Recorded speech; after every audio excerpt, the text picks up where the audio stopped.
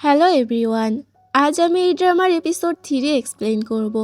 তোমরা যারা আগের পার্টটি দেখোনি তারা অবশ্যই আগের পার্টটি দেখে নিও। আমি কমেন্ট বক্সে প্লেলিস্টের লিংক পিন করে দেব। আর হ্যাঁ, আজকের পার্টটি কিন্তু অনেক বেশি সুন্দর হতে চলেছে। তো চলো আর বেশি কথা না বাড়িয়ে শুরু করা যাক। এপিসোড 3 শুরুতেই দেখা যায় রাজপ্রাসাদের সামনে ইয়ানের গাড়ি এসে থামে। পুরো মিডিয়া টিম তখন ইয়ানকে ঘিরে ধরে এবং জিজ্ঞেস করতে থাকে, সিইও হিজুর সাথে আপনার যে স্ক্যান্ডালটা ভাইরাল হলো সেটা কি আসলে সত্যি নাকি এটা শুধু গুজব? ইয়ান কোনো উত্তর না দিয়ে গাড়ির দিকে হাত বাড়িয়ে দেয়। তখন ইয়ানের হাত ধরে গাড়ি থেকে বেরিয়ে আসে হিজু, যেটা দেখে সবাই তো অবাক হয়ে যায়। সিন এখান থেকে কিছুক্ষণ আগে চলে যায়, যেখানে ইয়ান হিজুকে বলে, তুমি তৈরি হয়ে নাও, এখন তোমাকে পুরো নেশনকে ফেস করতে হবে, তাও আমার স্ত্রী হিসেবে। হিজু এটাতে রাজি হয়ে যায়। ইয়ান বলে, তার আগে তুমি এটা বলো যে তুমি কি করতে পারবে, রাজ পরিবারকে কিভাবে হ্যান্ডেল করবে। হিজু বলে, বেশি কিছু না, আমি রাজ পরিবারকে আমার কোম্পানির তরফ থেকে বড় একটা ডোনেশন দিয়ে দিচ্ছি। ইয়ান বলে, এতে কাজ হবে না, তোমাকে এমন কিছু করতে হবে যাতে দেশের মানুষ আমাদের পক্ষে চলে আসে, তাহলে রাজ পরিবারের মানুষ আর কিছু বলতে পারবে না। হিজু বলে, এটাও আমার কাছে কোনো ব্যাপার না।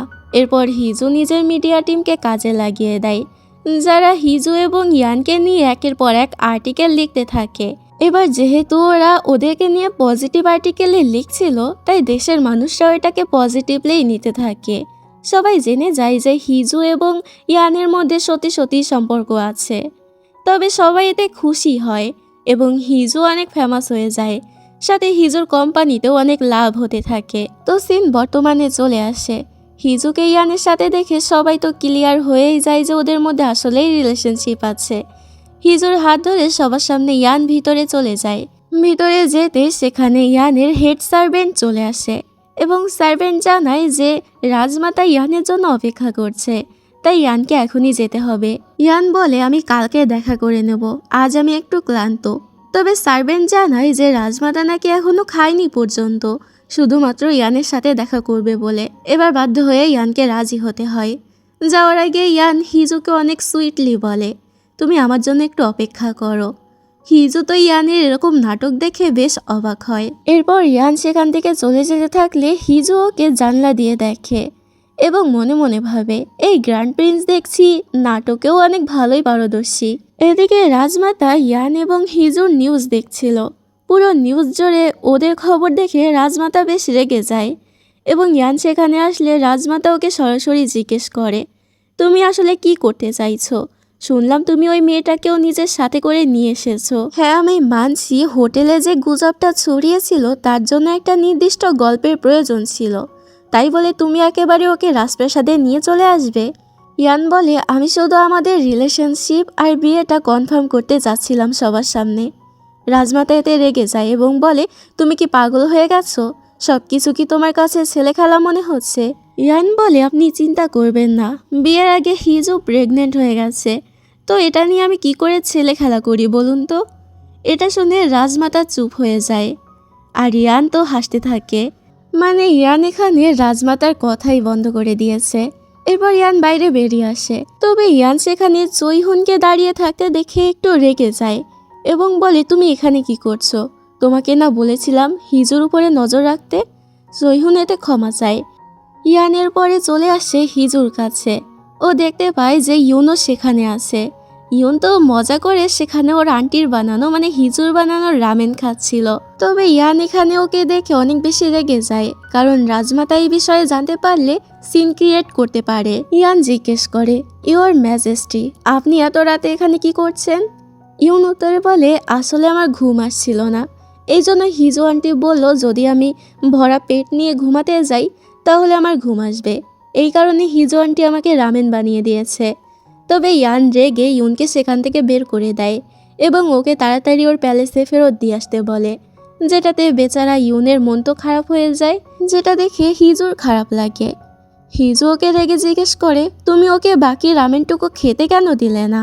এতে উল্টো ইয়ান ওর উপরে রেগে যায় আর বলে, তুমি জানো যদি রাজমাতা এই বিষয়ে জানতে পারে তাহলে কি করতে পারে উনি? আর তাছাড়া ওনার সাথে আমি কথা বলে যতদূর বুঝলাম উনি আমাদের বিয়েটা এত সহজে মেনে নেবে না। হিজু বলে, আচ্ছা কোনো ব্যাপার না, তবে আমি ভাবতে পারিনি যে শ্বশুরবাড়ি আসার পরও আমাকে সবার সাথে এভাবে লড়াই করতে হবে। হিজু ইয়ানকে জিজ্ঞেস করে, তুমি বলো তো, যদি আমার আর রাজমাতার মধ্যে কখনো ঝগড়া হয় তাহলে তুমি কাকে বেছে নেবে? ইয়ান কোনো উত্তর না দিয়ে চলে যেতে গেলে হিজু বলে, আমি জানি তুমি তো তোমার পরিবারকেই বেছে নেবে, তুমি কেন আমাকেই বা বাঁচতে যাবে? ইয়ান এতে সরাসরি উত্তর দেয়, আমি তোমাকে বেছে নেব। হিজু এতে একটু অবাক হয়। ইয়ান তখন ওর অনেকটা কাছে চলে আসে। হিজু তো বেশ ভয় পেয়ে যায়। ইয়ান বলে, যদি সবার সামনে আমি আমাদের সম্পর্কটাকে রিয়েল দেখাতে চাই তাহলে আমাকে তো অবশ্যই তোমাকেই সাপোর্ট করতে হবে। এরপর ইয়ান নিজের গ্র্যান্ড প্রিন্সের টোকেনটা বের করে হিজুকে দেয় আর বলে, এটা তোমার কাজে লাগতে পারে। ঠিক তখনই বাইরে ইয়ানের হেড সার্ভেন্ট চলে আসে এবং ইয়ানকে বলে যে আপনি এই মেয়েটিকে নিজের সাথে রাখতে পারবেন না। তবে ইয়ান ওনার কোনো কথায় পাত্তা দেয় না এবং বলে, হিজু এখানেই থাকবে, তুমি ওর কাপড় চেঞ্জ করার একটা ব্যবস্থা করো। তখন হিজু পিছন থেকে বেরিয়ে আসে এবং ওই সার্ভেন্টকে বলে, আমাকে 100% কটনের তৈরি কাপড় দেবেন প্লিজ, কারণ আমার স্কিন অনেক সেন্সিটিভ। এটাতে সার্ভেন্টও বেশ হকচকিয়ে যায়। তো এরপরের সিনে দেখা যায় দুজনে একই বিছানায় শুয়েছে। ইয়ান একটু আনকমফোর্টেবল ফিল করছিল, তাই ও তখন হিজুকে বলে, তোমার মনে হয় না তুমি একটু সোফায়ও ম্যানেজ করতে পারতে? হিজু বলে, না, আমি এখানেই শান্তিতে ঘুমাচ্ছি। ইয়ান বলে, না, তুমি সোফায় আরও শান্তিতে ঘুমাতে পারতে। হিজু বলে, তাহলে তুমি কেন যাচ্ছ না? এটাতে ইয়ান আর কিছু বলতে পারে না। তো এরপর দুজনের মধ্যে ব্ল্যাঙ্কেট নিয়ে টানাটানি শুরু হয়ে যায়। এদিক থেকে টানছিল তো ও দিক থেকে টানছিল, এর মধ্যে অনেক শব্দও হচ্ছিল। ইয়ান বারবার বলছিল, তুমি এত নড়াচড়া কেন করছো? একটু শান্ত হয়ে শুতে পারছো না? বাইরে থেকে বাকি সার্ভেন্টরা আড়ি পেতে সব কিছুই শুনছিল এবং ওরা বাইরে থেকে সব কিছু শুনে অন্য কিছুই ভেবে নেয়। মানে ওরা ভাবছিল যে হয়তো ভেতরে দুজনের রোম্যান্স করছে। তো পরের দিন সকালে দেখা যায় ইয়ান একেবারে গুটিসুটি মেরে শুয়ে আছে। চৈহুন ওকে ঘুম থেকে ওঠায় এবং বলে, আপনাকে আমি প্রথমবার এমনভাবে শুতে দেখলাম। পুরো ঘর এভাবে এলোমেলো দেখে ইয়ান একটু অপ্রস্তুত হয়ে যায় এবং কিছু বলতে পারে না। চৈহুন জানায় যে হিজু অনেক আগেই উঠে নিজের অফিসে চলে গেছে। এদিকে আমরা হিজুকে দেখতে পাই যে অনেক অ্যাটিটিউডের সাথে নিজের কোম্পানিতে আসে, যদিও হেজং একটু চিন্তিত ছিল।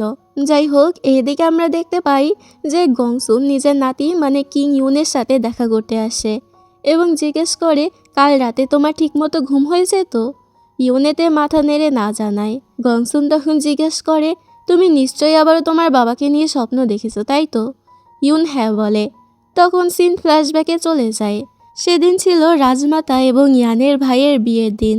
গংসুন নিজ হাতে রাজাকে তৈরি করে দেয়। তবে তখনই সেখানে ইয়ান চিল্লাচিল্লি করতে করতে ঢোকে, যেটা দেখে গংসুন একটু বিরক্ত হয় এবং ইয়ানকে বলে, ইওর হাইনেস, এখন আপনার বাইরে থাকা উচিত, বিয়ের সময় হয়ে এসেছে। তবে ইয়ান তার কথায় কোনো পাত্তা দেয় না এবং সোজা গিয়ে নিজের ভাইয়ের কলার ধরে। এখান থেকে আমরা বুঝতে পারি যে ইয়ানের ভাই একটু ভীতু টাইপের ছিল। ইয়ান রেগে নিজের ভাইকে বলে, এখন থেকে যা কিছু হবে তা নিজে থেকেই তোকে হ্যান্ডেল করতে হবে, তোকেই ফেস করতে হবে। এখান থেকে সিন আবারও বর্তমানে চলে আসে। গংসুন এসব কিছু ভেবে অনেক বেশি উদাসীন হয়ে যায়। এদিকে আমরা দেখতে পাই মিটিং রুমে বসে ইয়ান হঠাৎ করে একটা ফাইলের ভিতর থেকে নিজের ভাইয়ের সাথে একটা ছবি দেখতে পায়, যেটা দেখে ওরও ভাইয়ের কথা মনে পড়ে এবং ইয়ানের মনটা খারাপ হয়ে যায়। ওদিকে হিজু অফিসে বসে বসে নিজের মেকআপ টিউটোরিয়ালের ভিডিওর নিজের কমেন্টগুলো পড়ছিল, যেখানে বেশিরভাগই পজিটিভ কমেন্ট এসেছিল। সবাই হিজুর প্রেগন্যান্সি নিয়ে কথা বলছিল, তবে কিছু কিছু বাজে কমেন্টও এসেছিল। তারা বলছিল যে হিজু রাজকুমারের উপরে কি এমন জাদু করেছে যে রাজকুমার ওর মতো একটা সাধারণ মেয়েকে বেছে নিয়েছে। হিজু তো এগুলো পড়ে হাসতে থাকে। হেজং বিরক্ত হয়ে বলে, তুমি কি কমেন্টগুলো পড়া বন্ধ করবে? তবে হিজু কমেন্টগুলো পড়ে বেশ মজাই পাচ্ছিল। তখনই সেখানে ডংউ চলে আসে। এটা দেখে হেজং বাইরে চলে যায়। বাইরের সকল কর্মচারীরা তখন বলাবলি করতে থাকে যে প্রাইম মিনিস্টার ডংউ আসলেই অনেক বেশি হ্যান্ডসাম। হেজং এসব শুনে ওদেরকে ধমক দিয়ে নিজেদের কাজে মন দিতে বলে। এদিকে ভিতরে ডংউ তো মন খারাপ করেছিল, কারণ ও তো মনে মনে হিজুকে পছন্দ করে। তবে হিজু এখানে একটা বিশেষ কারণে ডংউকে ডেকেছিল। ও ডংউকে বলে যে আমি সত্যিই ইয়ানকে ছাড়া থাকতে পারবো না। প্রতিদিন সকালে আমি ঘুম থেকে উঠে ইয়ানকেই নিজের পাশে দেখতে চাই। তবে ইয়ানের পরিবারের লোক আমাকে মেনে নিতে রাজি নয়। তারা ইয়ানকে অন্য জায়গায় বিয়ে দিতে চায়। কিন্তু যেহেতু তুমি প্রাইম মিনিস্টার, তাই তুমি আমাদের বিয়েটা অ্যাপ্রুভ করতে পারবে। এই জন্য আমি তোমার কাছে সাহায্য চাচ্ছি। তুমি কি আমাকে সাহায্য করবে? ডংহো এতে আর না বলতে পারে না। নিজের বুকে পাথর চাপা রেখে ও হ্যাঁ বলে দেয়। এদিকে ইয়ান যখন মিটিং রুমে বসেছিল, তখন সেখানে চৈহুন এসে জানায় যে রাজমাতা হঠাৎ করেই অসুস্থ হয়ে পড়েছে। ঠিক তখনই ইয়ানের কাছে হিজুর কল আসে। হিজু ওকে জিজ্ঞেস করে, তুমি কি আর্টিকেলগুলো পড়েছো? ইয়ান বলে, না, আমি সময় পাইনি। তখনই পিছন থেকে রয়্যাল একাডেমির কিছু স্টুডেন্টরা এসে হিজুর উপরে পচা ডিম ছুঁড়ে মারে, যেটাতে হিজু অবাক হয়ে যায়। মেয়েগুলো রেগে বলে, তুমি আসলে একটা চালাক শিয়াল। তুমি কি করে গ্র্যান্ড প্রিন্সকে নিজের জালে ফাঁসালে? সবকিছু ওপাশ থেকে ইয়ান শুনছিল। মেয়েগুলো তখন হিজুর উপরে ডিম আর ময়দা ছুটতে থাকে। তবে হিজু তো এসব কিছু সহ্য করার পাত্রী না। ও জোরে সবাইকে ধমক দিয়ে ওঠে, যেটাতে মেয়েগুলো ভয় পেয়ে যায়। এদিকে ইয়ান হিজুকে নিয়ে চিন্তা করছিল। ওই সময় চৈহুন বিশাল ফাইলের একটা পাহাড় নিয়ে চোখে দেয়। আসলে রাজমাতা অসুস্থ, যার কারণে রাজমাতার যে কাজগুলো পড়ে আছে সেগুলো একা এখন ইয়ানকেই করতে হবে। এতগুলো ফাইল দেখে ইয়ানের মাথায় হাত পড়ে যায়। এদিকে হিজু তো ওই মেয়েগুলোর অবস্থা খারাপ করে দেয়। ওরা যখনই কথা বলতে যায়, হিজুর সাথে সাথে ধমক দিয়ে চুপ করিয়ে দেয়। মেয়েগুলো ভয়ে সেখান থেকে লেজ গুটিয়ে পালায়। এরপর হিজু নিজের বাড়িতে চলে আসে। তখন দেখা যায় ওর বাবা ওর জন্য সেখানে অপেক্ষা করছে, যেটা দেখে হিজু একটু অবাক হয়। দুজনের পর ভিতরে গিয়ে বসে। হিজু মনে করছিল ওর বাবা হয়তো ইয়ানের সাথে ওর বিয়েটা নিয়ে কথা বলতে এসেছে। তবে হিজুর বাবা এই বিষয়ে একদম ইন্টারেস্ট ছিল না, কারণ তার মনে হচ্ছিল হিজু অ্যাটেনশন পাওয়ার জন্য মিথ্যা নাটক সাজিয়েছে। হিজুর বাবা বলে, কিছুদিন পরে তেজুর মা মানে আমার স্ত্রীর মৃত্যুবার্ষিকী আছে, নিশ্চয়ই তুমি ভুলে গেছো। এবার তেজুর মায়ের কথা শুনেই হিজুর নিজের অতীতের কথা মনে পড়ে। সিন ফ্ল্যাশব্যাকে যায়, যেখানে সিয়ং পরিবারের এক মেড ছোট্ট হিজুকে বাড়ির ভিতরে নিয়ে আসে এবং হিজুর বাবাকে বলে যে এই মেয়েটা কখন থেকে বাইরে দাঁড়িয়ে আছে। হিজুর বাবা এতে রেগে যায় আর বলে, কার বাচ্চা, তুমি ওকে কেন ভিতরে নিয়ে এসেছো? যাও ওকে পুলিশ স্টেশনে দিয়ে এসো। তবে তেজুর মা বলে, তুমি এমনভাবে একটা বাচ্চার সাথে কিভাবে কথা বলতে পারো? তেজুর মায়ের পরে হিজুর কাছে জিজ্ঞেস করে, তুমি কে? ছোট্ট হিজু সরলভাবেই উত্তর দেয়, আমি হচ্ছে এই পরিবারের মেয়ে, এই লোকটাই আমার বাবা। এটা শোনা মাত্রই তেজুর মা তো অনেক বেশি শক খায় এবং সেখানেই হার্ট অ্যাটাক করে। সেখান থেকেই হিজুর বাবার হিজুর উপরে অনেক বেশি রাগ তৈরি হয়ে যায়, যদিও সে হিজুর দায়িত্ব নিয়েছিল। হিজু তো সবসময় ওর গাধা ভাই তেজু চেয়ে পরীক্ষায় ভালো রেজাল্টই করত। তো যখনই ভালো রেজাল্ট করেছে তখন নিজের মার্কশিট নিয়ে বাবার কাছে যায় এবং বলে, আমি তেজুর চেয়েও ভালো রেজাল্ট করেছি, আপনি আমাকেও তেজুর মতো একটা বাইসাইকেল কিনে দিন। তো আগেই তো বলেছি হিজুর বাবা হিজুকে সহ্য করতে পারতো না। তো তার কাছে মনে হয় হিজু অনেক বেশি লোভী। মানে এটা কোনো কথা? ছোট একটা বাচ্চা তো আবদার করতেই পারে, তাই বলে সে কি লোভী হয়ে যায়? তো যাই হোক, এরপর হিজু বড় হতে থাকে। যখন ও ভালো রেজাল্ট করে তখন ও ওর বাবার কাছে আবারও আসে এবং নিজের মার্কশিট দেখিয়ে বলে, আমাকেও তেজুর মতো একটা বাড়ি গিফট করুন। এতে ওর বাবা আবারও রেগে যায় এবং মনে মনে ভাবে, তুমি আসলেই একটা লোভী। এভাবে হিজু নিজের কোম্পানিতে শেয়ারও বাড়ায়, তাই ও নিজের বাবার কাছে আবারও আবদার করতে আসে। তবে তখন ওর বাবার কাছে মনে হয় যে হিজু লোভী। তো সিন বর্তমানে চলে আসে। এখানে হিজুর বাবা হিজুকে বলে, তুমি ভালোই কোম্পানিটা ছেড়ে দাও। হিজু বলে, যদি আমি না ছাড়ি? এতে হিজুর বাবা রেগে যায়।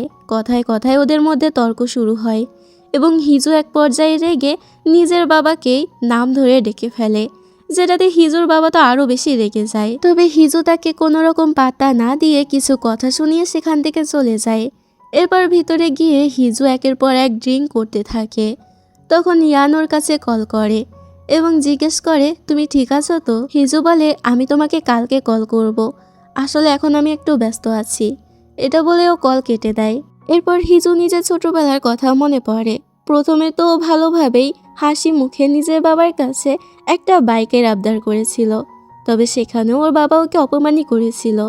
ধীরে ধীরে হিজু বড় হয়। এখন হিজু আর হাসে না, তবে হিজু নিজের মার্কস দেখিয়ে বাবার কাছে আবদার করে যে আমাকে তেজুর থেকেও বড় একটা বিল্ডিং দিতে হবে। এতে ওর বাবা তো আরো রেগে যায়। ছোট থেকেই হিজুকে এরকম অবহেলায় বড় করা হয়েছে। ঠিক তখনই দরজায় নক করার শব্দ হয়। হিজু তো এমনিতেই রেগেছিল, তার উপরে কেউ এসেছে এটা দেখেও রেগে যায় এবং একটা হকি স্টিক নেয় মারার জন্য। তবে দরজা খুলতেই দেখতে পায় যে সামনে ইয়ান দাঁড়িয়ে আছে। ইয়ান ওর জন্য খাবারও নিয়ে এসেছিল। হিজু এতে অবাক হয়ে যায়।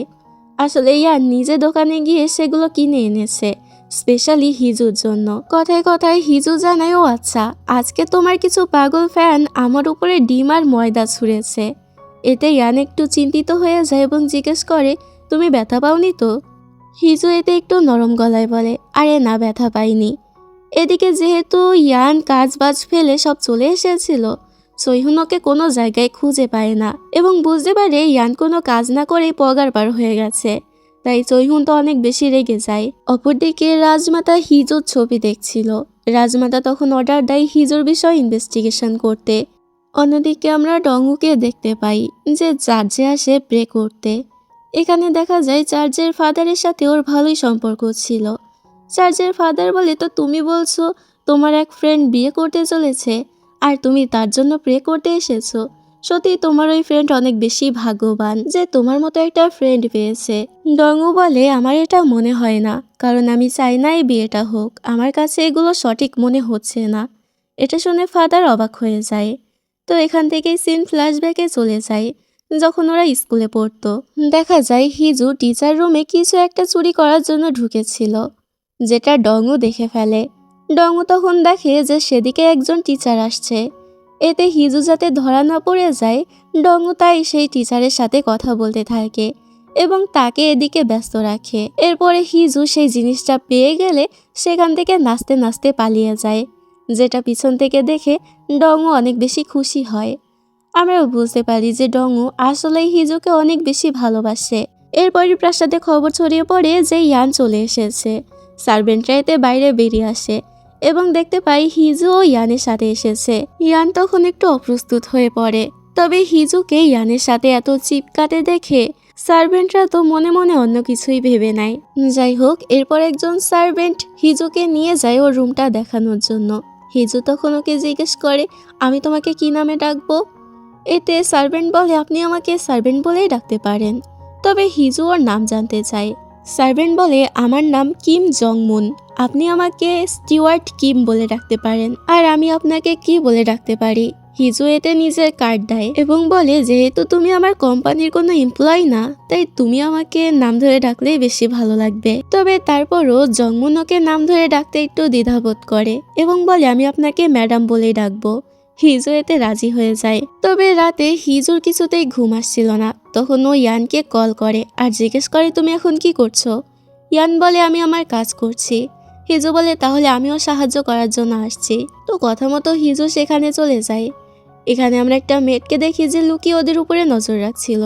মূলত এই মেয়েটা ছিল রাজমাতার পাঠানো গুপ্তচর। হিজু এখানে অনেক বকবক করছিল, যেটাতে ইয়ান বলে, তুমি না আমাকে এখানে হেল্প করতে এসেছিলে, তাহলে এটাই কি তোমার হেল্প করা? হিজু বলে, আসলে আমি রাজপ্রাসাদের কাজের বিষয়ে তেমন কিছু জানি না, তো কিভাবে তোমাকে হেল্প করব? ইয়ান বলে, তাহলে এখানে কেন এসেছো? হিজু বলে, আগে তুমি বলো যে তুমি আমাকে বিয়ে করতে কেন রাজি হলে? ইয়ান একটু বিরক্ত হয়ে বলে, তুমি আজ এসে এই প্রশ্ন করছো? হিজু বলে, কালই তো আমাদের বিয়েটা ঠিক হলো, তো আমি একটু কৌতূহলী হয়ে প্রশ্ন তো করতেই পারি, তাই না? ইয়ান সাথে সাথে উত্তর দেয়, তোমার টাকার জন্য। এটা শুনে হিজু তো অবাক হয়ে যায়। ইয়ান বলে, অবাক হওয়ার কিছু নেই, তোমার টাকা আমাদের রাজপ্রাসাদে কাজে লাগবে, তাই আমি তোমাকে চয়েস করেছি। আর দ্বিতীয় কারণ হলো তুমি সুন্দর। এটা শুনে হিজু আরো অবাক হয়। ইয়ান বলে, তৃতীয় হলো, তবে সাথে সাথে হিজু বলে ওঠে, আমি জানি তৃতীয় নাম্বারে তুমি কি বলবে, বলবে যে আমার ফ্যামিলির দিক থেকে কোনো চাপ নেই, এজন্যই তো। ইয়ান বলে, না, আমি যদি কখনো বলি যে আমি সত্যি সত্যি রাজ্য দখল করতে চাই, সিংহাসনে বসতে চাই, তাহলে সবাই আমাকে ভিলেন মনে করবে, সবাই আমাকে অপমান করবে, কিন্তু একমাত্র তুমিই থাকবে যে আমাকে বুঝবে। এটা শুনে হিজু চুপ হয়ে যায় এবং ওর দিকে তাকিয়ে থাকে। তো পরের দিন ছিল একটা বিশেষ রিচুয়ালের দিন। এই রিচুয়ালের দিনে রাজপ্রাসাদের সবাইকে উপস্থিত থাকতে হয়। এখানে রাজমাতা কিছু একটা প্ল্যান করেছিল। তো এর কিছুক্ষণ পরে রিচুয়াল শুরু হলে আমরা দেখতে পাই যে ইয়ানের প্রাসাদে কিছু ইনভেস্টিগেটর টিম ঢুকে পড়ে। মূলত এরা রাজপ্রাসাদের ইনভেস্টিগেটর টিম ছিল। এদের হেড যে ছিল সে হচ্ছে মিস্টার জাং। ওরা তখন জোরপূর্বক হিজুর রুমে ঢুকে পড়ে। সার্ভেন্টরা যদিও ওদেরকে আটকানোর চেষ্টা করেছিল, হিজু তখন সামনে চলে আসে এবং জিজ্ঞেস করে কি হয়েছে। মিস্টার জাং বলে, কিং ইউনের জন্মদিনের দিন যে আগুনের ঘটনা ঘটেছিল, আমরা এখানে তারই ইনভেস্টিগেশন করতে এসেছি। হিজু বলে, আপনারা কি আমাকে সন্দেহ করছেন নাকি? মিস্টার জাং এতে জন্মদিনের দিনে ফুটেজ দেখায়, যেখানে হিজুকে রাজপ্রাসাদের নিষিদ্ধ জায়গায় দেখা গিয়েছে। এমনকি আগুন লাগার ঘটনার সময়ও হিজু সেখানে উপস্থিত ছিল না, তাই হিজুকেই সন্দেহ করা হচ্ছে। হিজু এতে আর কিছু বলতে পারে না এবং ইনভেস্টিগেটর টিম ওর পুরো রুম তল্লাশি করতে শুরু করে। এদিকে তল্লাশি করছিল সেটা ঠিক আছে, তবে আমরা দেখতে পাই ওদিকে হিজুর যে অফিস ছিল সেখানেও তল্লাশি করা হচ্ছিল। হেজং এবং বাকি কর্মচারীরা আটকানোর চেষ্টা করে, তবে কোনোতেই কিছু লাভ হয় না। ওদিকে হিজু ইনভেস্টিগেটরদের চোখ আড়াল করতে একটু ওয়াশরুমে চলে যায়। বাইরে একজন পাহারা দিচ্ছিল, তবে এক মেড বুলিয়ে ভালিয়ে ওকে খাবারের লোভ দেখিয়ে সেখান থেকে নিয়ে যায়। তখন বোকার হরদম জংমুন সেই ওয়াশরুমের ভিতরে খাবার নিয়ে আসে, কারণ হিজু সকাল থেকে কিছু খায়নি। তবে হিজু এটা দেখে ভীষণ বিরক্ত হয়। হিজু বারবার ইয়ানকে কলে ট্রাই করছিল, যেটা দেখে জংমুন জানায় আজকে অ্যানসেস্টার রিচুয়াল আছে, যার কারণে ফোন ব্যবহার করা নিষিদ্ধ। এই জন্য ইয়ান ফোন ধরতে পারবে না। এটা শুনে হিজু তো চিন্তায় পড়ে যায়, তাহলে এখন কি হবে? এদিকে ইয়ান সেই রিচুয়ালে ব্যস্ত ছিল। উপায় না পেয়ে হিজু তাড়াতাড়ি হেজংকে কল করে এবং ওকে তাড়াতাড়ি ইয়ানের কাছে যেতে বলে। ইয়ান ছিল রাজপ্রাসাদে। হেজং তাড়াতাড়ি দৌড়ে সেদিকে যেতে থাকে। তবে তখনই জংমুন জানায় যে রাজপ্রাসাদে ঢোকা অতটাও সহজ নয়, যেহেতু হেজং একজন সিভিলিয়ান, তাই ও রাজপ্রাসাদে ঢুকতে পারবে না। হিজু এটা শুনে চিন্তায় পড়ে যায়। বাইরে হিজু সমস্ত জিনিসপত্র ইনভেস্টিগেটর টিম নিয়ে যাচ্ছিল, তবে হিজুকে ওদের সাথে যেতে হবে। হিজু তখন ওয়াশরুম থেকে অনেক ভাব নিয়ে বেরিয়ে আসে এবং একটা সানগ্লাস পরে নেয় আর ওদের পিছন পিছন যেতে লাগে। অপরদিকে হেজং তো রাজপ্রাসাদে পৌঁছে যায়, তবে কেউ ওকে ভিতরে ঢুকতে দিচ্ছিল না। এবার এত কষ্ট করে এসে এই সমস্যার মুখোমুখি হয়ে হেজংয়ের মাথা তো পুরো কাজই করছিল না। ঠিক তখনই সেখানে স্কুটি চালিয়ে জংমুন চলে আসে। জংমুন খুশি হয়ে গার্ডদেরকে ইয়ানের টোকেন দেখায়। এবার এই টোকেন দেখানোর জন্য ওদেরকে আর কেউ আটকাতে পারবে না। তো চলো আমরা একটু ফ্ল্যাশব্যাকে যেয়ে দেখি যে এই টোকেন জংমুন কোথায় পেল। ওরা তো ওয়াশরুমেই ছিল। হিজু তখন কমোটে যে ফ্ল্যাশ করে ওই জায়গাটা খুলে ফেলে এবং সেখানে প্যাকেটে ভরা ইয়ানের সেই টোকেনটা বের করে, যেটা দেখে জংমুন তো অবাক হয়ে যায় যে এত দামি একটা জিনিস বাথরুমে কি করছে। তবে এসব কিছুতে হিজু ওকে মাথা ঘামাতে নিষেধ করে এবং ওকে শাবাশি দিয়ে বলে এটা তাড়াতাড়ি হেজংয়ের কাছে পৌঁছে দাও, আমি জানি তুমি পারবে। তো সিন বর্তমানে আসে, যেখানে টোকেনের সাহায্যে ওরা রাজপ্রাসাদের ভিতরে তো ঢুকে যায়, তবে তখনও রিচুয়াল হচ্ছিল। এটা দেখে হেজংয়ের মাথায় একটা বুদ্ধি আসে। ও তখন একটা গার্ডের পোশাক পরে সোজা চৈহুনের পাশে গিয়ে দাঁড়ায় এবং চৈহুনকে বলে আমাদেরকে যেতে হবে, যাওয়ার সময় হয়েছে। চৈহুন তো কিছুই বুঝতে পারে না, আর এদিকে বোকা হেজং বারবার বলতে থাকে আমাদেরকে যেতে হবে। চৈহুন এক পর্যায়ে রেগে বলে তুমি কি পাগল হয়ে গেছো, কি সব আজে বাজে বকছো। তো যাই হোক, এভাবেই ওদের মধ্যে কিছুক্ষণ এই কথাগুলোই চলে। পরের দিনে দেখা যায় যে হিজুকে নিয়ে ইনভেস্টিগেটর টিম প্রাসাদে চলে আসে, কারণ হিজুকে এখন জিজ্ঞাসাবাদ করা হবে। কিন্তু তখনই সেখানে ইয়ান চলে আসে এবং হিজুকে প্রোটেক্ট করে। আসলে এতক্ষণে রিচুয়াল শেষ হয়েছে এবং হেজংয়ের কাছ থেকে ইয়ান সবকিছুই জানতে পেরেছে। ইয়ান রেগে মিস্টার জাংকে জিজ্ঞেস করে আপনি যে ইনভেস্টিগেশন করতে গিয়েছেন এর পারমিশন আপনাকে কে দিল?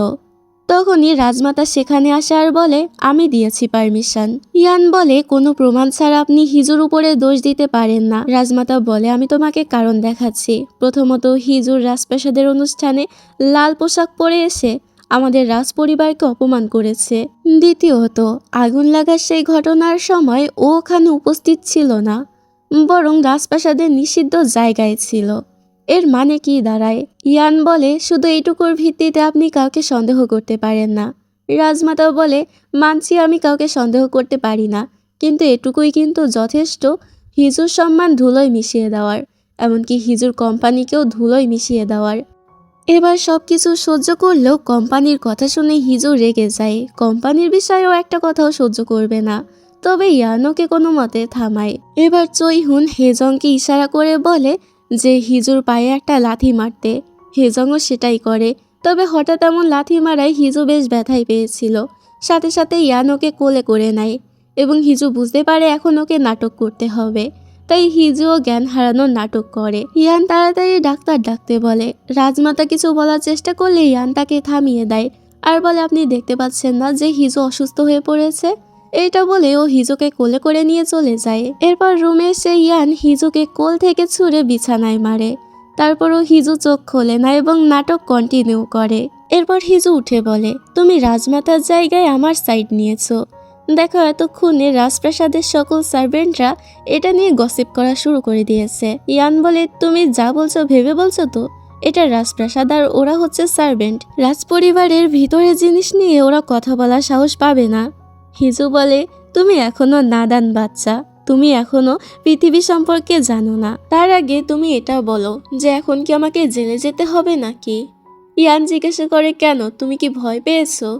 হিজু বলে আমি আর ভয় পাবো? তুমি ভাবলে কি করে যে ফিমেল সিইও হিজু ভয় পাবে? এটা বলেই হিজু নিজের অনেক প্রশংসা করতে থাকে, যেটাতে ইয়ান হেসে দেয়। তো দেখা যায় সত্যি সত্যি হিজুর কথা মতোই সকল সার্ভেন্টরা তো এটা নিয়ে গসিপ অলরেডি শুরু করে দিয়েছে। এদিকে রাজমাতা অনেক বেশি রেগেছিল। তার সার্ভেন্ট কোর্ট লেডি ইম তাকে শান্ত করার চেষ্টা করে, তবে তার রাগ কিছুতেই ঠান্ডা হয় না। এরপর ইয়ান হিজুকে নিজের প্রাসাদে পাঠিয়ে দিচ্ছিল। হিজু বলে তুমি আমার সাথে যাবে না? ইয়ান বলে না, আমার কাজ আছে। হিজু বলে কিন্তু এখন তো উইকেন্ড চলছে। ইয়ান বলে কিন্তু এখন আমার কাজ আছে, আর আমি যদি আমার কাজ শেষ না করি তাহলে একজন আমাকে মেরেই ফেলবে। হিজু জিজ্ঞেস করে সেটা আবার কে? এতে ইয়ান চৈহুনের দিকে তাকায়। হিজু বুঝতে পারে যে চৈহুন আসলেই রেগে আছে, কারণ ইয়ান নিজের অনেক কাজই শেষ করতে পারেনি। এরপর হিজু ইয়ানের প্রাসাদে ফিরে আসে, যেখানে মেডরা ওকে দেখে অনেক বেশি খুশি হয়ে যায় আর জিজ্ঞেস করতে থাকে যে আপনি ঠিক আছেন তো, ওখানে কিছু হয়নি তো? তখন হিজু সবার সামনে বলে যে আমি একমাত্র সেফলি ফিরে আসতে পেরেছি, এর সমস্ত ক্রেডিট হচ্ছে জংমুনের। জংমুনও তখন একটু ভাব নিতে থাকে। এরপর হিজু একটু ফ্রেশ হয়ে বিছানায় এসে বসে। তখন ও ইয়ানকে কল করে এবং জানায় যে ও খাবার খায়নি, কারণ ও এখন ওয়েট লস করছে। হিজু বারবার ইয়ানের ঘুমের বিষয়ে জিজ্ঞেস করছিল, কারণ ও তো জানতো যে ইয়ানের ইনসোমনিয়ার সমস্যা আছে। হিজু বলে আমি কি তোমাকে হেল্প করতে আসবো? এতে ইয়ান হ্যাঁ বলতে না বলতেই হিজু রেডি হয়ে গাড়ি নিয়ে বেরিয়ে পড়ে। এরপরও প্রাসাদের সামনে চলে আসে। সাথে ও ইয়ানের জন্য কিছু জিনিসপত্রও নিয়ে এসেছিল। ইয়ান তখন দেয়াল বেয়ে ওঠে আর হিজুও দেয়াল বেয়ে ওঠে। দুজন এভাবে একে অপরের সাথে দেখা করে। হিজু ইয়ানের জন্য নিজের একটা দামি চা নিয়ে এসেছিল। ও বলে যদি ঘুমের প্রবলেম হয় তাহলে এটা খেও, এটা কিন্তু অনেক বেশি দামি। শুধু তাই নয়, হিজু নিজের ম্যাঙ্গানিজম একটা সাপ্লিমেন্টও নিয়ে এসেছিল। ও বলে যখন আমি ঘুমের মধ্যে দুঃস্বপ্ন দেখি বা ঘুমাতে পারি না তখন আমি এটা নিই, তুমি এটা নিতে পারো। ইয়ান অবাক হয়ে জিজ্ঞেস করে তুমি এসব কেন আমাকে দিচ্ছ? হিজু বলে তুমি কি ভুলে গেলে ডক্টর কি বলেছিল? আমার কিন্তু মনে আছে যে তোমার ঘুমের প্রবলেম হয়। হিজু বলে দেখো আমাদের কেমন ভাবে দেখা করতে হচ্ছে, যেন আমরা লুকিয়ে লুকিয়ে প্রেম করছি। আর তাছাড়া তুমি বলো যে তুমি আমার মতো সাপোর্টিভ একটা ওয়াইফ পেয়ে কেমন ফিল করছো? এটাতে ইয়ান চুপ হয়ে যায় আর ওর দিকে একদৃষ্টিতে তাকিয়ে থাকে এবং ও হিজুর মুখে স্পর্শ করে, যেটাতে হিজু অবাক হয়ে যায়। তবে আরও অবাক করে দিয়ে ইয়ান তখন ওকে সোজা কিস করে দেয়। সত্যি এটা দেখার পরে লিটারেলি আমার নাচতে ইচ্ছা করতেছিল। এই সিনটা এত জোশ ছিল আর কি। আচ্ছা যাই হোক, তোমাদের জন্য আবারও দুঃখের খবর, এখানে এই পার্টটি শেষ হয়েছে। তো দেখা হবে পরের দিন পরের পার্ট নিয়ে। Bye bye.